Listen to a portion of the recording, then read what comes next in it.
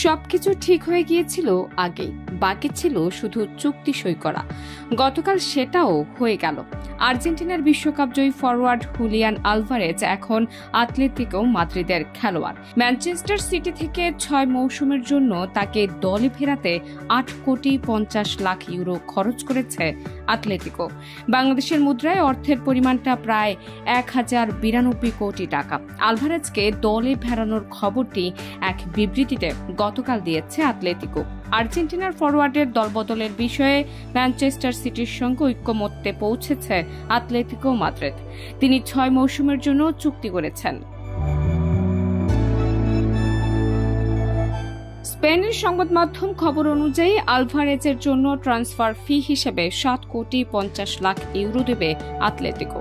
এছাড়া বোনাস হিসেবে দেবে আরও 1 কোটি ইউরো। 24 বছর বয়সী আলভারেজকে 2022 সালে কাতার বিশ্বকাপের আগে রিভার প্লেট থেকে দলে নিতে সিটি খরচ করেছিল মাত্র 1,60,00,000 ইউরো। 2022 সালের জানুয়ারিতে সিটিতে নাম লেখানো আলভারেজ 2 মৌসুমে ইতিহাদের ক্লাবটির হয়ে জিতেছে 2টি প্রিমিয়ার লিগ ও একটি চ্যাম্পিয়ন্স লিগ। আর্জেন্টিনার 2022 বিশ্বকাপ জয়ে বড় ভূমিকা রাখা আলভারেজ এবছর জাতীয় দলের হয়ে জিতেছে কোপা আমেরিকার শিরোপাও। আতলেতিকোর সঙ্গে চুক্তি সম্পন্ন করার পর সিটির সমর্থকদের কাছ থেকে আলভারেজ বিদায় নিয়েছেন ইতিহাদের ক্লাবটির ওয়েবসাইটের এক বিবৃতি দিয়ে। সেখানে তিনি লিখেছেন, আজ আমি অনেক আবেগ নিয়ে অসাধারণ এই ক্লাবটিকে বিদায় বলছে। এই 2 বছর খুব বিশেষ হয়ে থাকবে। এই সময় আমি একজন খেলোয়াড় ও মানুষ হিসেবে বেড়ে উঠেছি এবং অনেক কিছু শিখেছি। তা অসাধারণ এই ক্লাবটি মাত্র 2 মৌসুম থাকার পরই কেন ছেড়ে যাচ্ছেন আলভারেজ?